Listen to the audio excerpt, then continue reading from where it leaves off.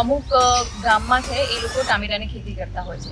હવે ટામેટામાં એક પર્ટિક્યુલર કોઈ બી પેસ્ટિસાઇડ એ લોકો યુઝ કરે છે, મને નામ તો એનું યાદ નથી આવતું અત્યારે, પણ એનાથી કેન્સર થાય છે.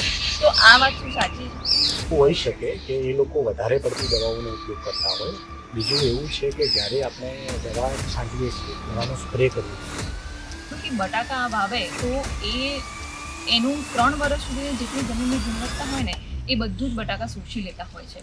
તો શું આ વાત સાચી છે? જે આપણે બટાકાનું વાવેતર કરીએ એના પછી તમે જે કહો છો કે જમીનની ગુણવત્તા થોડી ઓછી થાય છે, બટાકાનો પાક એવો છે કે એને એવી કેવી 3 વસ્તુઓ છે જે ખેડૂતો અત્યારથી ચાલુ કરી શકે, કંઈ પણ બીજું કર્યા વગર પોતાના ખેતરમાં, જેનાથી જમીનની ફળદ્રુપતા અને જીવંતતા વધે. હા, તો એના માટે ખેડૂતોએ પોતાના પાસે રહેલું છાણિયું ખાતરને બરાબર કોહવાઈને એનો ઉપયોગ કરે.